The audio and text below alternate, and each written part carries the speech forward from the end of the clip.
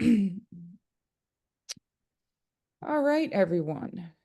Again, thank you for joining us this morning. My name is Beth Albach. I am the program manager for the Southeast Pennsylvania Apex Accelerator, formerly known as PTAC, and I want to welcome you to today's presentation, 8A Certification, What to Know in 2024.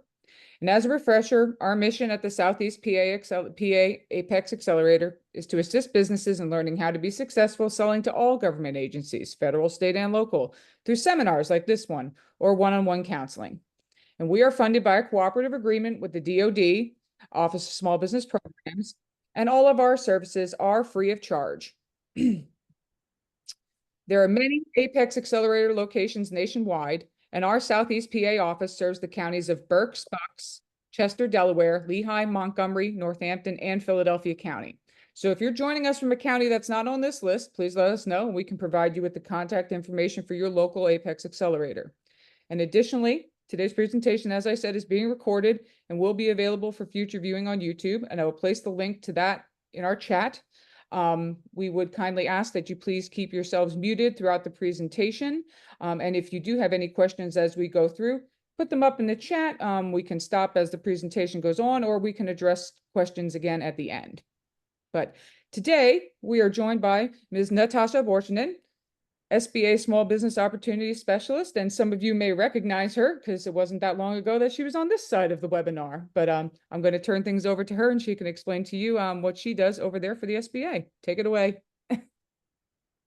Good. Thank you so much, Beth. Definitely a bit of a homecoming for me. So happy to see everybody. And I see also some familiar faces here. As we know and learned, government contracting is a journey, so there's no surprise that some of our mutual clients are still here. So my name is Natasha Borchinen. I'm currently working with the U.S. Small Business Administration in the capacity of Business Opportunity Specialist. And I am, along with my colleague, George Tapia, covering Eastern Pennsylvania District Office, which is 40 counties. So both George and I are covering 40 counties, assisting small businesses in different capacities, and as well as businesses that have been ushered into our 8A program. And prior to that, I have earned my degree in communications and international development. I have a master's degree in international development, which led me to work as a public information specialist on USAID program, which is where I have gained an insight into complexities of government contracting, federal government contracting primarily. And then I've also worked with the city of Philadelphia, ushering small businesses and guiding them through different certification processes with the city of Philadelphia International Airport Program. And most recently, prior to this position, I was the program manager for Southeast PA Apex Accelerator Program. So I'm so happy to be back and still continue to serve some of the same businesses and continue to collaborate with our colleague. Additionally, I was also a small business owner, so I know exactly what you're going through, right? Actually, I had my business from winning one of my first RFPs without past performance, which is, not easy. But once again, I'm learning to empathize with small businesses, and I'm here to kind of explain, role of certifications in federal contracting space. But before I do that, we have a fairly small group. I would love for this group to kind of chime in and let me know where they are in the process of their business journey or government contracting journey. Welcome you also to right now unmute yourself and let me know, because it will also help me gear the message here, right? So we can, because the government contract could be very granular depending where you are in the process, or some of the more big picture stuff before that you need to know before you embark on a journey. So ready, set, go. I'm listening. I'm all ears. You're welcome to put it. Good morning, Dr. Pendleton. How are you? How are you? I'm doing well. It's great to see you. It's great to be here. Just to let you know, I have my cage, my UEI. I have not secured federal contracts as of yet. And this is information seeking for me. Thank you so much. Hi, my name is Regina from Evoke Thought LLC. I'm the same as her. I have everything, and I'm just getting started with the federal contracting. And I saw this meeting, and I just want to know how to go about it. I see opportunities, but I just don't want to make any mistakes. So I'm here to learn. And thank you so much. Sure, absolutely, Regina. Thank you. Anybody else? Yeah, good morning. This is John Hayward. The common theme here, sort of just getting started myself, Mhm. so all registered, Mhm. but need to gain some knowledge. So that's why I'm here. Okay, wonderful. Well, that is very helpful feedback to me. So I'm just going to start and discuss some of just the role of certifications in general. I'm not sure if you joined my previous session where we did an overview about the SBA certification, but basically the point is this programs are designed to establish the consistent competencies for the government, right? And those performing the acquisition work, right? That's why it might be also challenging for a lot of new businesses to enter into the government because the sifting process is quite rigorous, as you're learning. And then SBA provides is really invested, and it's really kind of the main agency that has several programs and makes sure that this big piece of pie is shared. This federal contract landscape is shared, has many regulations and tripwires for a small business programs, including some of the set asides, which we're going to talk about, right? Also, we help businesses pursue these government contract opportunities via some of the tools. Can we all have a luxury of offering one-on-one assistance in the way that Apex accelerators can? Not necessarily, because like I said, there's 2 of us serving 40 counties, right? So that's quite a few businesses, but I'm glad that you're with Apex accelerators and they can provide you additional assistance. It helps these small businesses, like I said, qualify for these set-asides and even a sole source contracts, which is kind of, the best way to leverage your 8A certification is a sole source contract in a way that many other certifications cannot. And we're going to talk about that in the future. Also, there are opportunities to partner with established contractors to win contracts, gain some past performance, get some business and mentoring. It is, as you know, government has thresholds that they need to meet relative to small business, disadvantaged business, woman-owned business, veteran-owned businesses. And this is their ways of just identifying those businesses and meeting its goals. And so that is just a general overview. Now, 8A, and many people consider 8A a certification. And while you do get a certification, it truly is a business development program. And we're going to explain all the reasons why and how is it different from other certifications, right? The 8A program was created to help firms owned and controlled by socially and economically disadvantaged individuals. That means you have to meet both of those criteria. And 8A program ensures equitable access to contracting opportunities in a federal marketplace. And it actually has extra little boosts in achieving just that. We're going to talk about that a little bit more as well. I already touched on sole source contract and competitive set-aside contracts, and as well as non-competitive bids. So the luxury of this program, unlike other certifications, is that an 8A certified business can approach agency directly, and if they already have an 8A requirement, as it's called, a contract in an 8A space, and if this business is with this certification is able to convince these agencies that they are the business that can take on this contract, they don't even need to compete in a set-aside space, right? So that is kind of difference between sole source and set-aside contracts. The way set-aside contracts work is that government does its marketing research, they identified 2 8A businesses that can do the work, and then they issue it as a set-aside for 8A businesses, which means that only businesses with that certifications with that certification can compete in that space. But if you even get ahead of it and you identify an agency that can use your product or service, you can possibly secure a sole source contract. So that's where networking and really doing market research, I cannot emphasize enough the importance of that, right? It also provides business development assistance from a dedicated business opportunity specialist, someone like myself or Mr. George Tapia, my colleague. So we are regionally organized, and all of these 80 businesses undergo, receive assistance from us and undergo annual reviews. We're going to talk about that a little bit later. And there's also additional programs from federal procurement experts. One of those is called Empower to Grow. So once you're certified in this space, there's another network that provides assistance in networking. And if you remember, if you notice, I keep saying assistance, right? Because just to keep in mind that no one's going to do this for you. You're just going to be receiving assistance on how to do this yourself, right? So the key is for you, the business itself is to build a capacity and grow through contracts. We've seen some of the businesses even grow themselves out of the small business category even before the program of 9 years expires.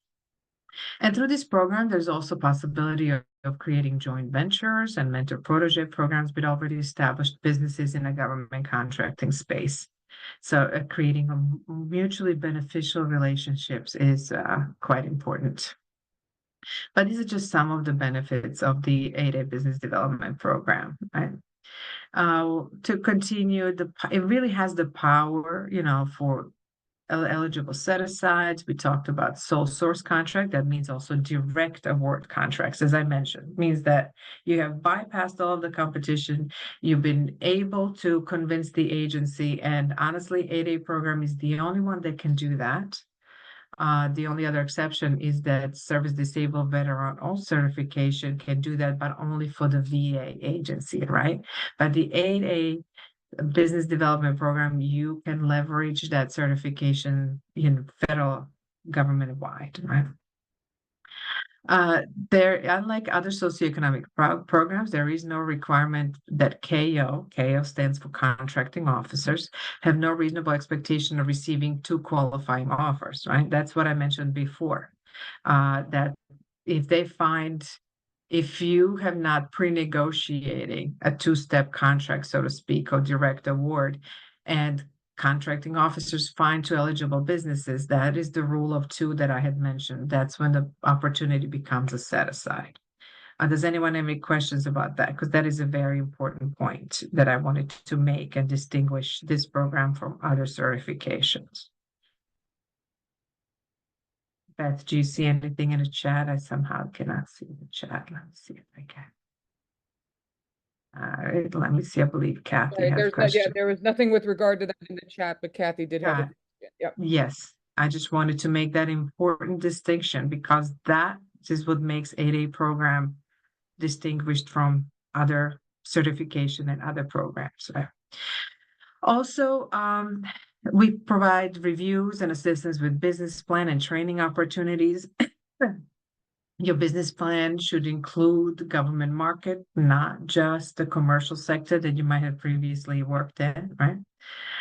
Also, a lot of large businesses, as a part of their subcontracting plan, they like to partner with businesses with this certification because then they can leverage their subcontracting plan and share their opportunity.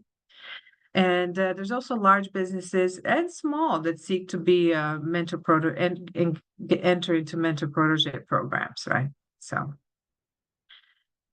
that is really truly the power of 8A business development programs. So then we're going to discuss some of the readiness that business should consider. I really do encourage any business that has considered the following and qualifies to pursue.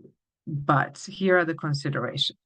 This this program, business development program, is really not for the pre-nascent or newcomers or newly established businesses, right? As a part of the certification process, you are going to need to establish that you have been in a business for a minimum of 2 years, right? And you're going to have to establish that through, your revenue, tax returns, and many different ways. We're going to talk about some of those, but that is a rigorously monitored. One can request a waiver, but it is very difficult to prove, right? And it may take as long as 2 years to prove that you should be ushered into a program and qualify for the 2-year minimum waiver. Another consideration is like, do I have time? I'm not going to lie to you. This process is extremely time consuming. It does require a lot of documents, more than when you're buying a house. So, and I know Angie's your counselor, because he's guided some of the businesses through this process, and she can tell you it's a lot that's required. Do you have technology necessary to and no, it sounds kind of remedial today, but you do need to computer access and be computer savvy in order to upload and go through this process, because almost everything is done electronically when you're working with the government. Do you have financial records in order? Because you're going to need to submit those, and you may not necessarily be comfortable, but that's what is going to be required in order for you to be certified as an 8A. And there are some other resources, like I said, time, knowledge that needs to be acquired in order to be successful in this program. And like I said, do you have accounting systems in place? Because you're going to need to provide the documents to prove not just that you're an established business, but that you are truly in a control. The disadvantaged individual applying for the 8A is truly in control of this business. Also, track record is very important. So, do you have a track record of delivering goods and services on time and within the budget, right? And this next point really applies to any government contracting.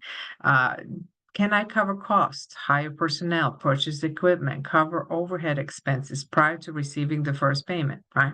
So you have gone through all this, you registered your SAM, you received a certification, you have found an opportunity, negotiated and signed a new contract, right? But government very rarely or not at all pays in advance. So do you have finances needed in order to cover all of the overhead prior to receiving that first payment, which could be 30, 60, or 90 days, depending, how you negotiated your contract.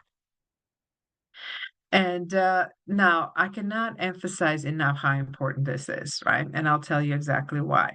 Do I have government market research capacity?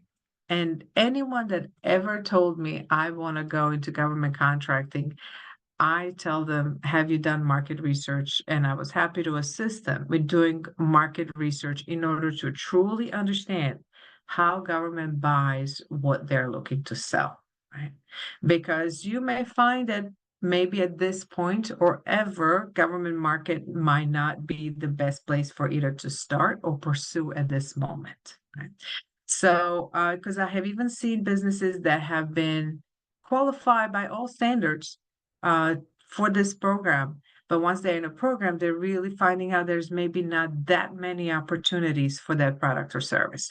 While it is true that government buys just about anything, right? It's really important to understand who is buying, how they're buying, what those opportunities look like. Is it worthwhile investing my time and effort?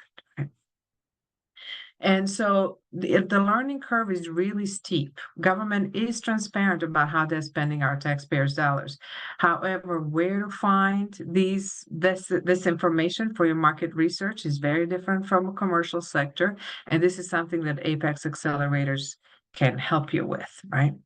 And then even when you find this information, am I a salesperson? And do I have networking capacity? Do I have a knack for that? Do I need to hire another person that can focus on marketing, sales, and networking, really learning and understanding how to market in the government sector? Extremely important, because one of the myths out there is that once I get a certification, the opportunities to fall in my lap, right? And I always liken this to kind of like getting a fish license and then, not knowing how to fish or having a bait or and this is something that businesses have to do on their own, while there might be many resources to help you on this journey. But when it comes down to actually speaking with the agencies, finding who they are and how to pitch your business in that space, that is something that is something that is kind of that's responsibility that falls on the business itself, right? So is my business registered in SAM? And sometimes people feel like also they've accomplished a lot just because it takes so long and it's a lot of information that needs to be put in, and it's not the most intuitive system, but it is definitely prerequisite before even pursuing this, right? And like I said, based on the market research you've done, is federal government market right for your business, right? So it is a significant consideration, and one of the grossly underestimated aspect is how much time and knowledge it takes to navigate in that space, right? Something to keep in mind is 8A certification is given to a person and an individual for the space of 9 years, right? So you cannot start another business and recertify. We're going to talk about that a little bit more. But the whole idea is that, you have been given this time and space and this contracting vehicle for you to grow your business via the certification. And there's definitely challenges of the 8A divisions, and we are aware of those. Eligibility rules are complex and can be confusing. And at the end of this presentation, I will point you to many guides that you can have in preparation for. And I do recommend going through every single question before even starting the application, and I will show you exactly where to go for that. Application can be lengthy and burdensome. Okay, so there is no question about that. Something to keep in mind is that all these certification processes, are handled by a handful of people for the entire country, and most of them are out of Washington, D.C.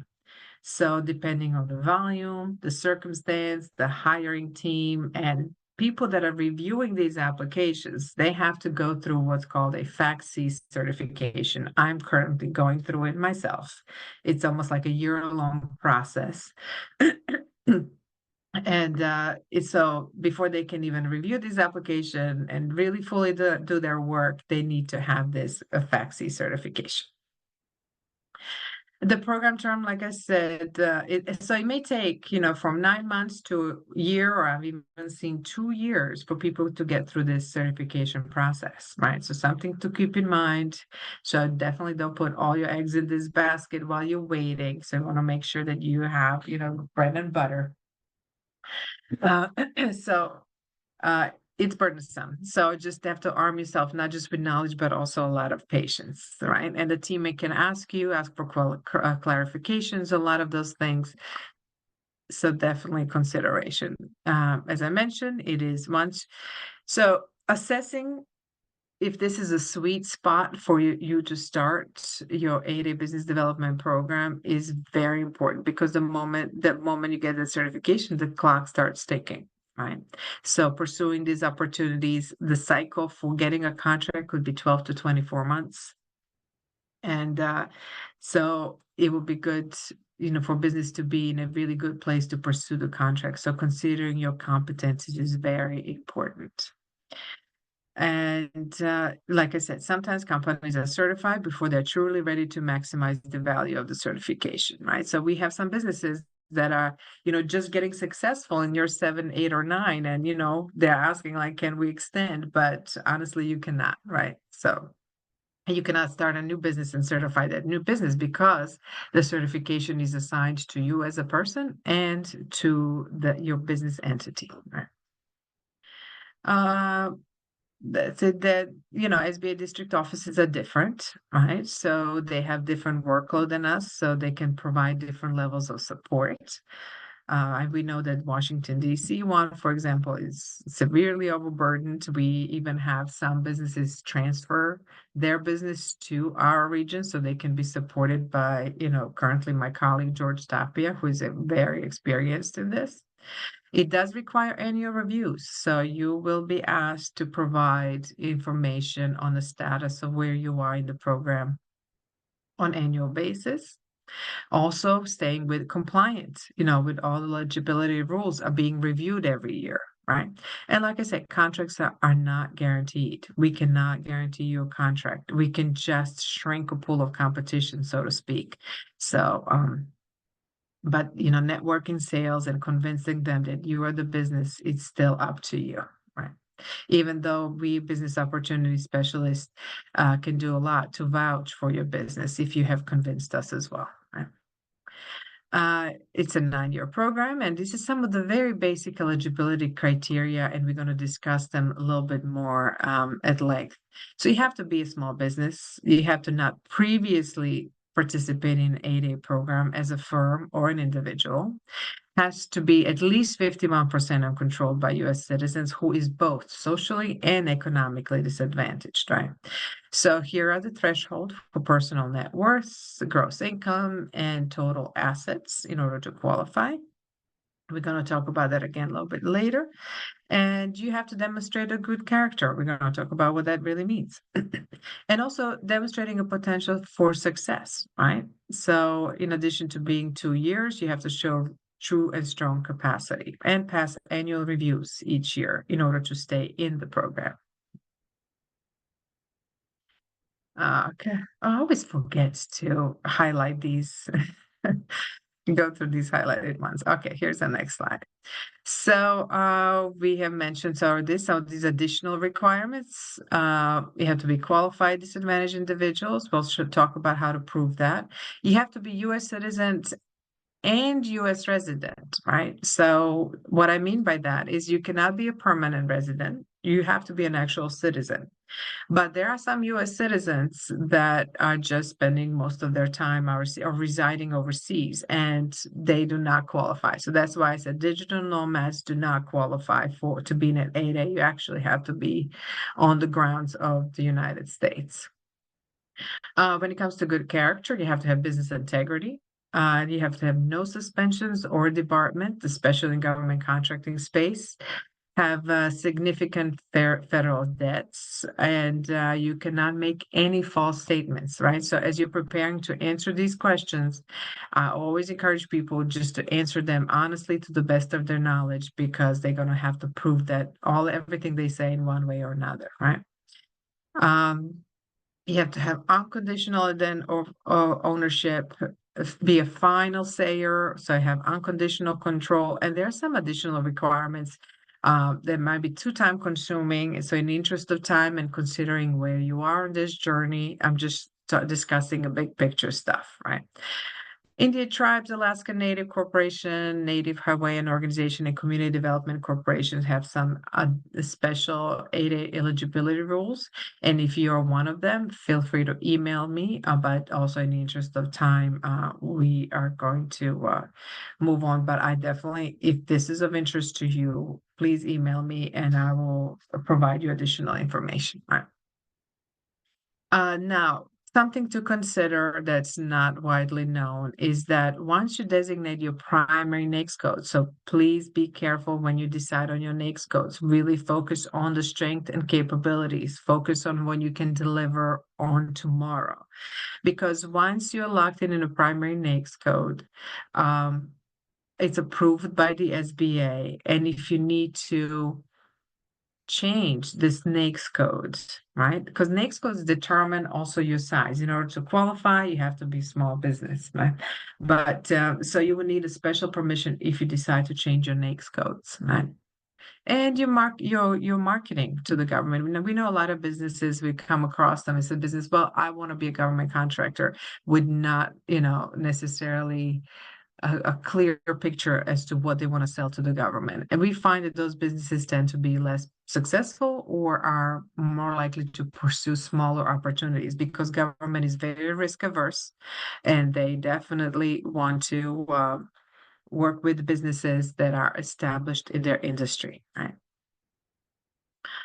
So and now we're going to talk about social disadvantage. And the reason why I'm going to spend a little bit more time here is because there's a lawsuit last year that has changed the way businesses are ushered in the 8A program, and the lawsuit resulted in taking away what's called presumed social disadvantage, and now businesses have to write a narrative about how they have been disadvantaged, right?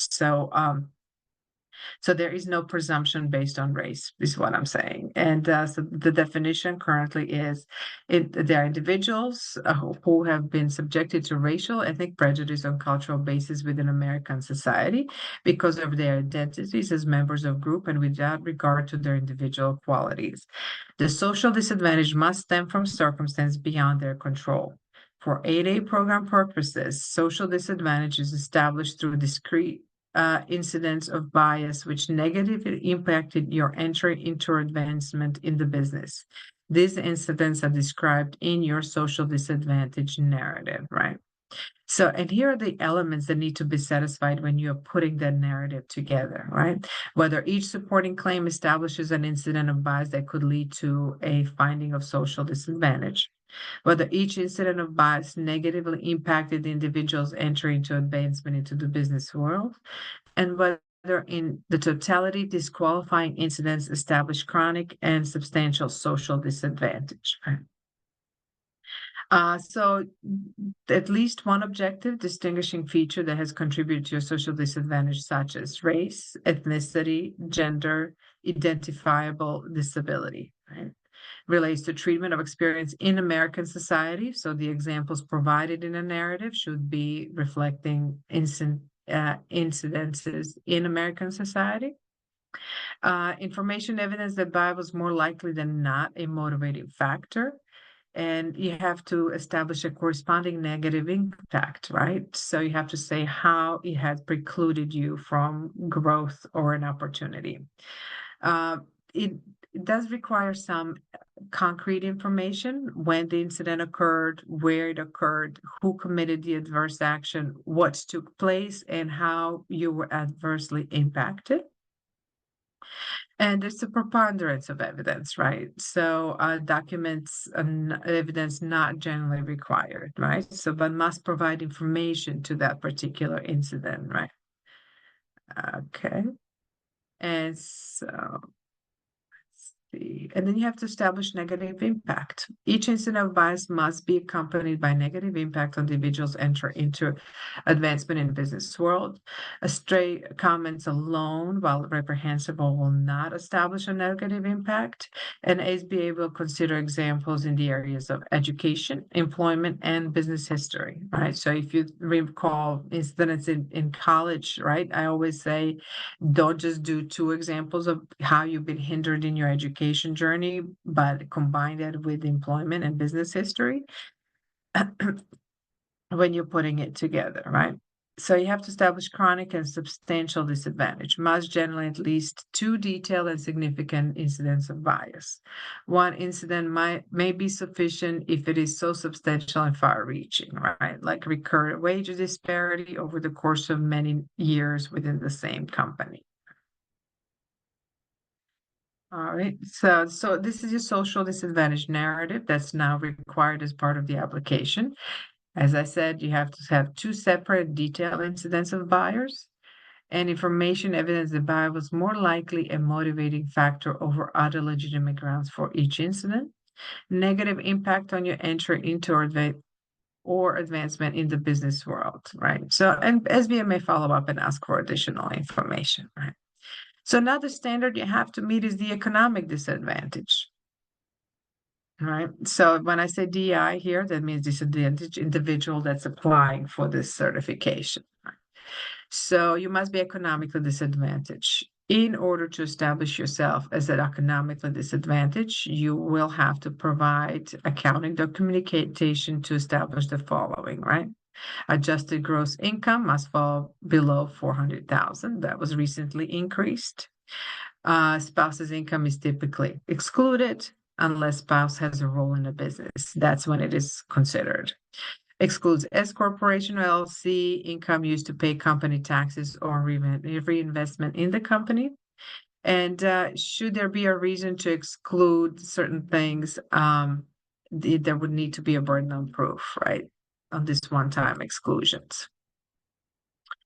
Adjusted net worth must fall below 850,000, recently increased from 750, total assets in value of 6.5, and I believe that was recently increased from 6 million. And excludes equity in primary residence, excludes equity in 8A company, excludes fund in most retirement accounts. And SBA no longer counts retirement funds against the individual if the individual is old enough to withdraw without penalty. And then excludes fund used to pay company taxes or reinvest in a company, which is what I mentioned before. So that's the second criteria that must be met. And then when it comes to eligibility of ownership, and I'm sorry if I'm rushing through this, I just became aware of time and I want to make sure that we go through all the information and leave time for the questions, right? But disadvantaged individual must unconditionally and directly own at least 51% of the business, right? Must be unlimited with no restriction whatsoever, right? Or their ability to dispose of their shares in any way they choose. So total control. Must have a highest officer position in a company. Ordinarily, that's a CEO or president, but other titles may be used. That's okay. And corporate paperwork needs to support this information, bylaws, operating agreements, right? And it should specify a position it holds, right? If there are some higher positions, you may have a hard time explaining why that is, right? But it could be a concern just to make the application simpler. So you have to show managerial experience, and it's the easiest if you show the highest officer position, right? Managerial experience, holding highest office, must have experience to understand complexity needed to run the concern. When it says the concern, it means the business, right? So more experience needed. So yeah, if there's a lower ranking officer that has more experience than the owner, the disadvantaged individual that owns the company, it could potentially be a red flag. But it can also be explained because there are some circumstances where that is legitimate. Now, a full-time devotion. So disadvantaged individual holding highest office must devote full time to the business during the normal working hours. 8A generally requires at least 2 years of being in business. SBA views 8A as business accelerator for established businesses, not a program startup, right? And it does require this full-time devotion. And so often, if you're working for an outside entity, even part-time to help pay the bills, may lead SBA to conclude that company is not necessarily ready for an 8A just because the amount of time and devotion that is required. But it's also establishing that you can support yourself through your existing business, that your business is established enough to do that, right? And generally, this person should have a highest officer position and should be the highest compensated. And I do say should. Potential for success is very much, a consideration, right? If you want to look at what that means, I am also including, if you just Google these different regulations relative to this program, they're right here. Must provide tax returns showing operating revenues in this primary industry under your primary NAICS code that you have registered under. SBA will consider applicants' access to credit or capital for the purposes of should the opportunity come about. As I mentioned earlier, you should be able to float that opportunity until your first payment. Being in a red is not a good look as far as being ushered into the program. And I've touched on some of this others points, right? So being able to sustain a contract before the first payment, consider applicants' technical and management experience, consider past performance on contracts, both commercial and government, and whether you have relevant licensees for the industry that you are in. And then, once again, like I've always say, once you obtain your certifications, congratulations, but now what, right? So knowing how this environment lives and breathes outside of the commercial sector is extremely important. Learning how to, leverage that and lead with your capabilities and your certifications and pursue these opportunities. Extremely important, and this is something that Apex Accelerators can assist you with as well. So work with your local counselor on a, as detailed as possible a marketing plan. Now, I have here entered a super helpful link, right? So if you go, these links are live. When you receive them in your presentation, I highly suggest that you visit them, because when you click on this link, it's going to give you a preview of the entire application. And if we have a little bit of time, I will walk you through it. It is a time-consuming endeavor, as I said, and I'm stating over and over again. Right? So definitely preparation is key, because once you enter the portal and you have to answer a sequence of questions, you want to make sure that you have all the documents downloaded. Right? There's also some guides where you can, they can help you with the disadvantage narrative. And actually, I would like to I'm going to stop sharing, and I'm going to open a application preview, not to overwhelm you, but just to show what the resources available to you. Oh, I'm sorry, I don't see hands. So Angie, did you have a question? I see Angie. Yes, hi. I just wanted to make a comment. One of the things I noticed that was different about the 8A certification is that they do ask you if you're working with an Apex Accelerator. So you may need that information. Also, I have the person who, if you receive an email from them, make sure you respond. The person that my companies have been receiving emails from 8A certification from is very nice to talk to.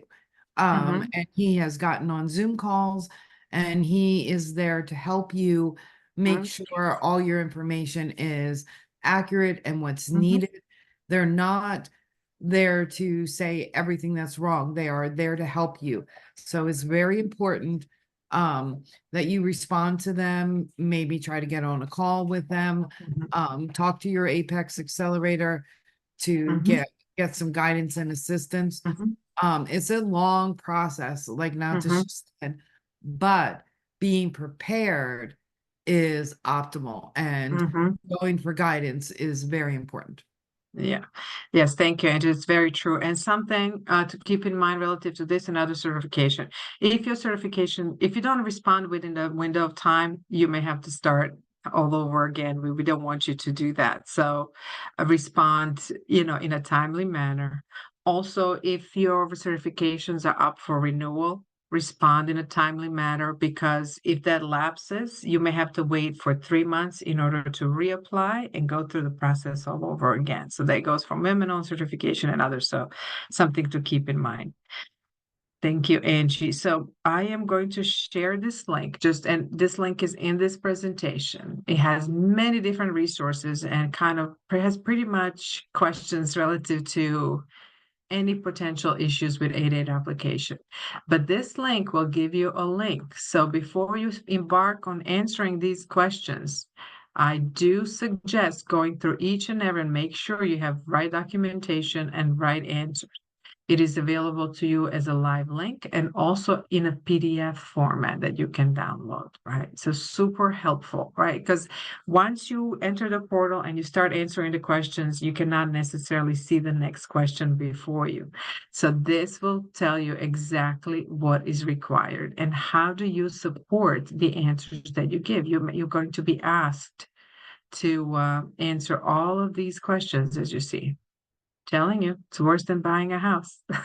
So, but I've also, I know I've been pointing out challenges, but I also want to share with you that I have seen so many businesses really grow, and some of them, grow themselves out of a small business category. Those that are really diligent and savvy. So, let's see, where were we? I'm going to go back to my presentation.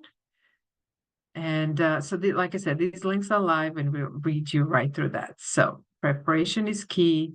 Consider your business model, and you're not alone in this. There's resources to help you, right? So some additional links. And so, yes, please ask away. I left about 12 minutes for all the questions that you may have, and I'm happy to answer them.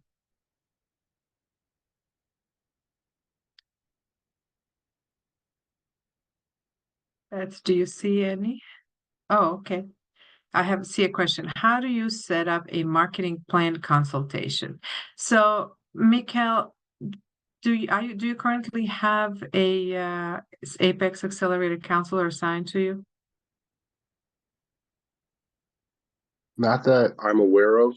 I Okay. recently got knowledge of the site last week, and I've set up for, I've tried to reach out from that aspect, but I wonder if there's a formal process or is a different process to set up a specific consultation for marketing. Sure. So in my previous experience, and Beth can comment on this, right? So Apex Accelerators, while they have a lot of knowledge, it's a small pool of part-time counselors, currently about 4 or 5. So they can do a lot of things, but what they can do is what I call government contracting 911, right? So there is a queue and availability. So I would just say be patient, right? The upside that assistance is free. Free of charge to you. But I will give you some tips on setting up a marketing plan. So Beth, would you mind in the chat putting a link to FPDS, Federal Procurement Data System, and usaspending.gov? Those are the 2 resources where they're based on your keywords and NAICS codes. You can kind of get a picture of which agencies are buying what you're looking to sell, and what these opportunities recently look like. And you can also take a look at your competition, who is currently winning their contracts, and kind of take a book of their page. But what I always suggest is to kind of make a list of top 10 agencies, find their small business liaison officers. They usually have officers, and their job is to connect the need with the business they can provide for that need.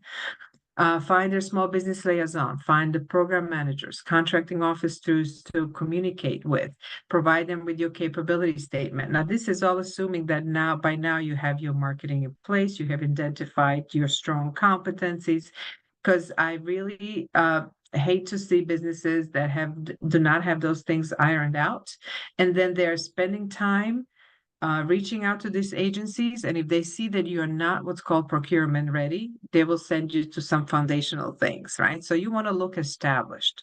It's also important to know what you can communicate when to them, because once solicitation is issued, they are limited into when they can communicate with you versus everybody else, right? So, but those are all the tips and tricks that the counselor can work with you on based on your business plan and based on your capability statement. Does that help, Mikhail? It does. Thank you. Sure. Let me see. There's okay. Is there a program fee? No. Regina, to answer your question, to go through the process, any work with federal government, there are no fees associated. So it is free of charge to apply. It is just time consuming, right? And once you've registered your businesses, Sam, now you may have a flood of businesses reaching out to you because your information is now part of the public record saying, I can do these things for you, right? It's you can hire whoever you want, but doing business with federal government does not cost money, right?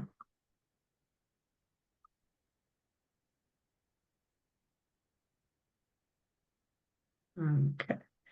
Any other question? You're also welcome to unmute yourself and, just ask me directly. I love to engage with businesses and answer their questions.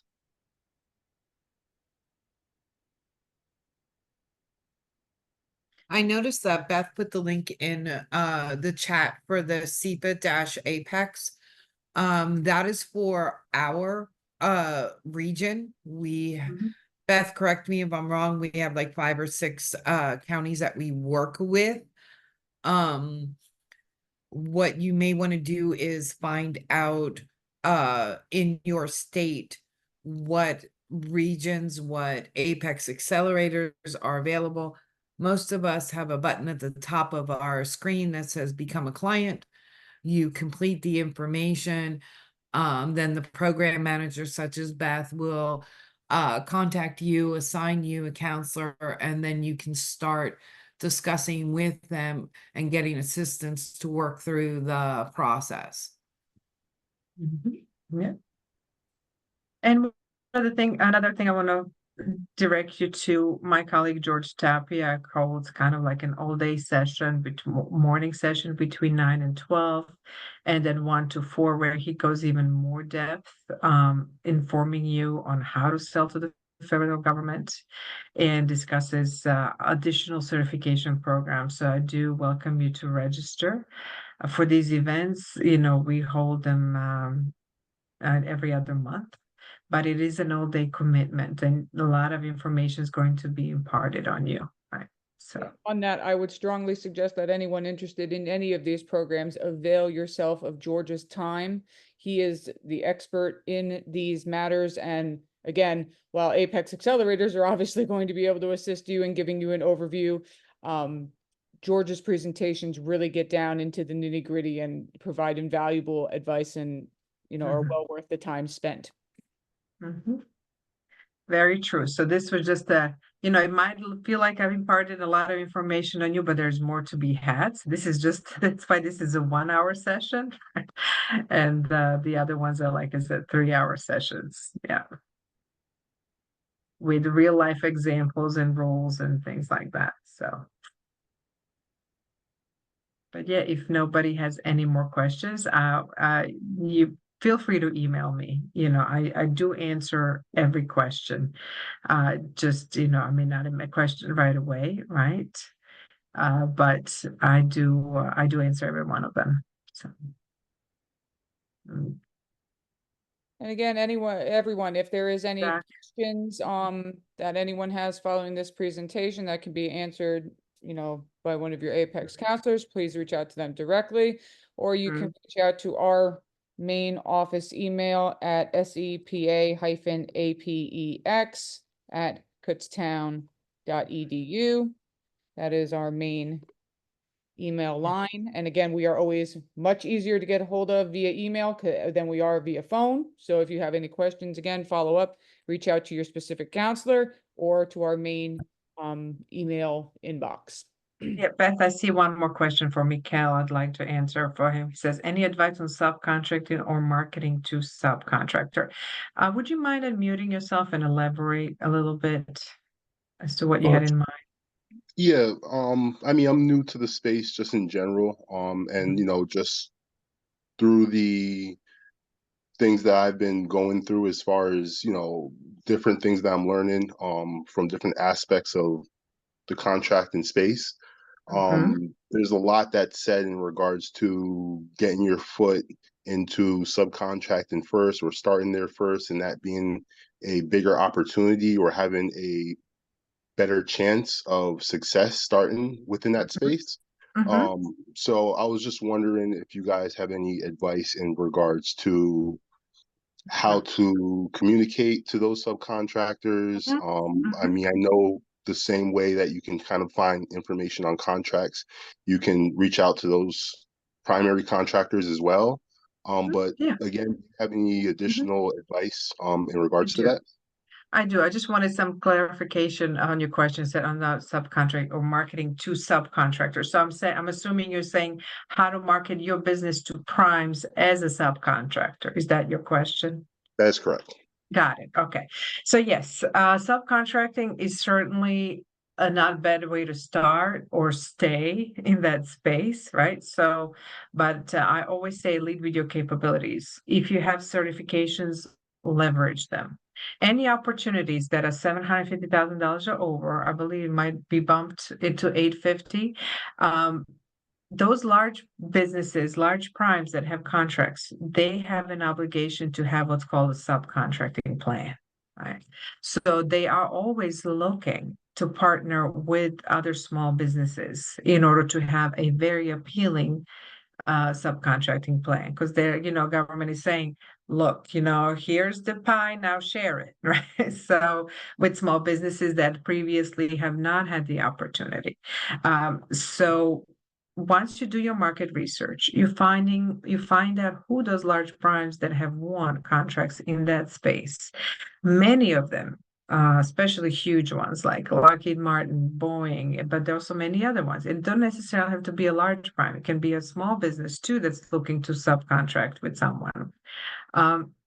They have what's called, either look for procurement departments or their own SBLOs. SBLOs, government loves acronyms. So this stands for Small Business Liaison Officers, right? Having your capabilities stay ready and make sure that you have competencies to deliver on. Being a subcontractor, I know everyone wants to, have all the reins, but there's a lot of benefit to being a subcontractor. One, all the liabilities on the delivery of contract lies with the prime, right? And number two, they have knowledge and resources on how to bid and pursue these opportunities.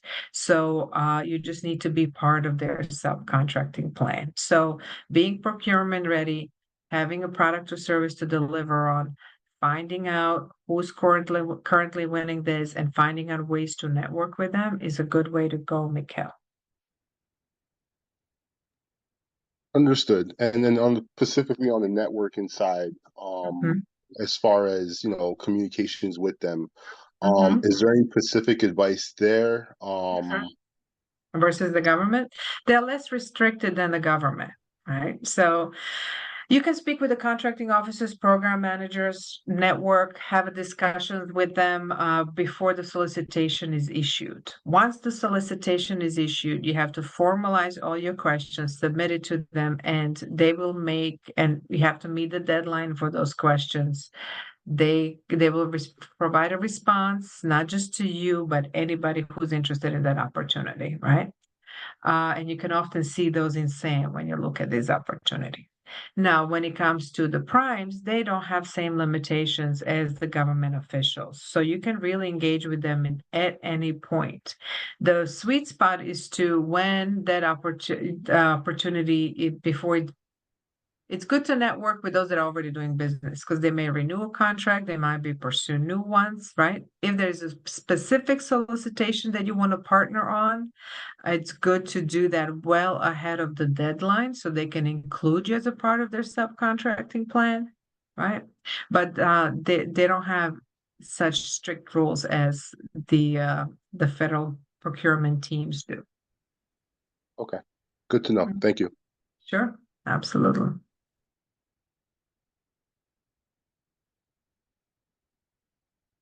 Okay, wow, we've accomplished it in 1 minute under the hour. So I keep talking and I'm on mute and I keep talking. I'm like, I should probably unmute myself. Again, thank you everyone that has joined us today. And thank you, Natasha. Again, your advice and help is invaluable and always very appreciated.